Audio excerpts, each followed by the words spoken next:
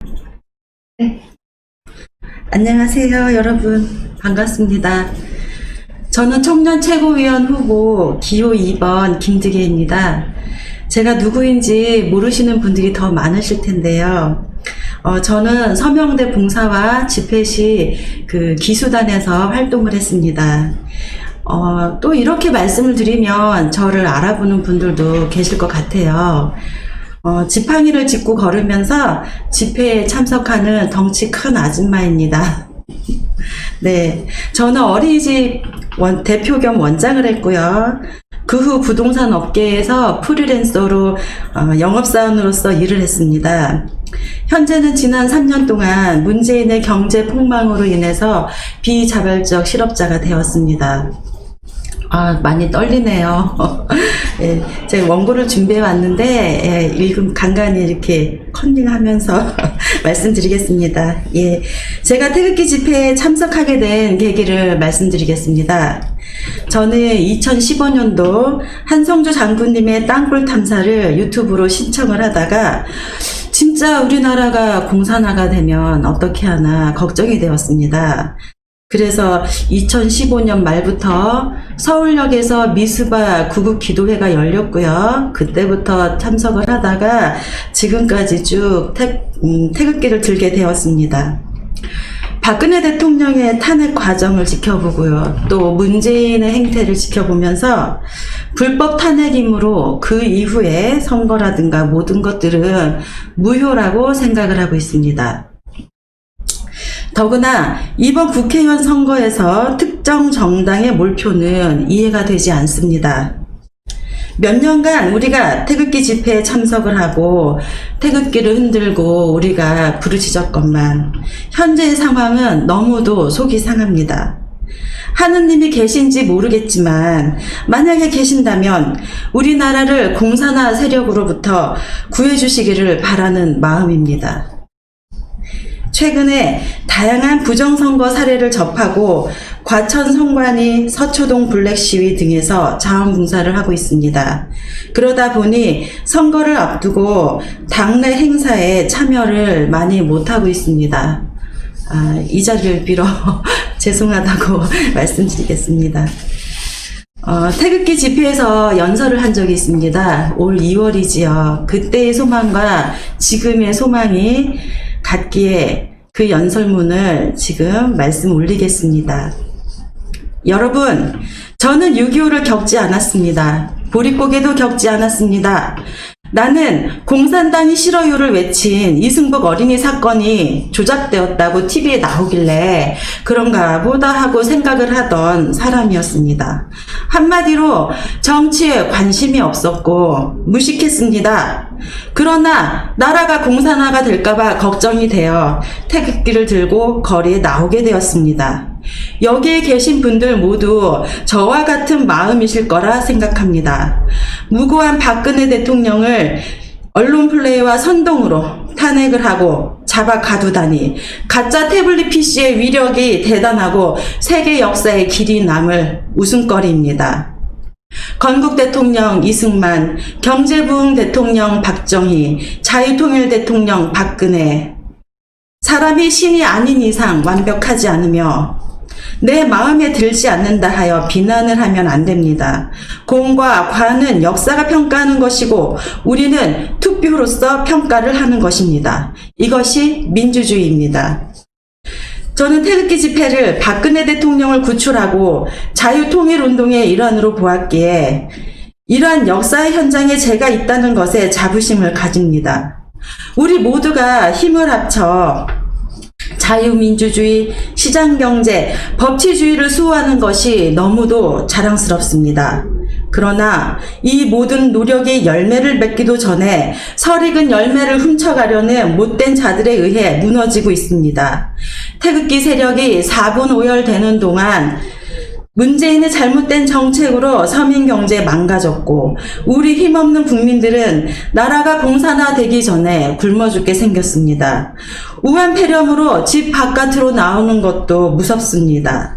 죄 없는 대통령을 불법 감금하고 파란 기와집에 들어앉은 자들을 단죄하지 않았기에 천벌을 받은 것이 아닌가 생각합니다. 여러분, 그동안 누가 어떤 잘못을 했든 다 뭉쳐야 합니다. 우리 태극기 집회가 처음과 달리 온갖 거짓과 음해가 난무하고 있습니다. 그러다 보니 잘못된 정보와 판단으로 실수한 분들이 계시는데 그분들을 끌어안고 백의종군할 기회를 주어야 합니다. 우리가 아스팔트 경력 몇 년 이내 하지 맙시다. 징골성골 따지지 맙시다. 나의 애국심은 그들의 것과 다르지 않습니다. 태극기 집회에 참석하면서 기득권을 주장하고 나와 생각이 다르다 하여 비난을 하고 공격을 하는 행동은 박근혜 대통령을 탄핵시킨 자들과 다를 것이 없습니다. 여러분, 초심으로 돌아갑시다. 뭉치면 살고 흩어지면 죽습니다. 박근혜 대통령의 뜻을 이어받아 우리 민족의 자주 독립, 자유 통일을 위해 모든 태극기 세력이 힘을 모아 제2의 건국, 국가혁명을 이룩합시다. 대한민국 만세, 태극기 국민 여러분 만세. 감사합니다. 자, 여기까지입니다. 우리가 왜 태극기를 들고 거리에 나왔을까요? 태극기를 들었던 초심으로 돌아갑시다. 저는 요즘 교회에 다닙니다. 친구들이 저를 교회로 전도하려고 어릴 때부터 참 노력을 많이 했는데요. 가니까 다들 좋아하더라고요. 하나님이 계실지 안 계실지 모르겠지만 우리가 아무리 노력해도 안 되는 것을 만약에 하나님이 계시다면, 신이 계시다면 제발 좀 박근혜 대통령님 좀 꺼내주셨으면 좋겠습니다. 대한민국의 상징이시며 나라가 죽어가고 있으니 제발 좀 도와주십시오. 모르겠습니다. 계속 다니다 보면은 하나님을 믿게 될 수도 있겠지요. 집회가 끝나고 나서 빤스 목사 하길래 도대체 누구지? 하고서 몇 번 가보았습니다. 듣던 소문과는 많이 다르시더군요. 그렇게 많은 분들이 모여서 기도를 하시니 큰 감동을 받았습니다. 박근혜 대통령님을 구출해야 한다고 열변을 토하시니 감사하는 마음뿐입니다. 사실 저는 나이롱 신자입니다. 부처님 오신 날은 절에서 놀고 크리스마스 날은 교회에서 놀고 있습니다. 그렇지만 우리가 처음 지역이든 종교든 당이든 따지지 않고 우리가 태극기 집회에 참여했었던 그 초심으로 모두들 돌아가시기를 간곡히 호소드립니다. 여러분, 최근에 여러 가지 일들이 있었습니다. 문제가 있으면 고치는 것이지 그렇다고 해서 나라를 공산화하느냐, 체제를 바꾸느냐, 이것은 아닙니다. 우리는 문재인에게 부정선거를 하고 나라를 공산화시키고 체제를 전복하라고 허락하지 않았습니다. 6월 17일 부동산 정책은 문재인이 공산주의자라는 반증입니다. 집값 폭등, 투기 잡는 것은 좋은 일입니다. 세금도 잘 내야겠지요. 그러나 집을 살 때, 팔 때 허락을 받아야 하는 것, 집을 판 돈을 어디에 쓸 것인지 밝혀야 하는 것은 자유민주주의 국가에서 있을 수 없는 일입니다. 현재 한국인이 집을 살 때 대출이 집값의 30에서 40%밖에 나오지 않습니다. 외국인들은 80에서 90%까지 은행 대출이 나옵니다. 우리나라에 돈이 될 만한 지역은 중국인들이 싹쓸이하고 있다고 합니다. 제주도가 중국 자본으로 몸살을 앓고 있는데 서울까지 진출했습니다. 2018년도 초에 추미애가 토지 공유제를 언급하였고요. 서서히 법을 바꾸어서 부동산에 관련된 법을 살펴보자면 어느 정도 공산화가 되어 있다. 즉 우리는 공산화가 된 시대를 지금 살아가고 있는 것입니다. 거기에 외국인에 대한 자국민의 역차별까지 기가 막힌 현실입니다. 어느 나라의 국민을 위한 정부란 말입니까? 여러분, 나라가 위험에 처해 있습니다. 남북 공동연락사무소 폭파, 연평도 포격을 보십시오. 자격이 없는 자들이 나라를 운영을 하니 경제도 엉망, 안보도 엉망입니다. 모두 내쫓아야 합니다. 법률 개정을 막고 악법을 폐지해야 합니다. 헌법을 부정하는 삼권 분립을 위반하는 공수처법, 이게 말이 됩니까? 누구의 말처럼 우리는 한 번도 경험해 보지 못한 나라를 경험하고 있습니다.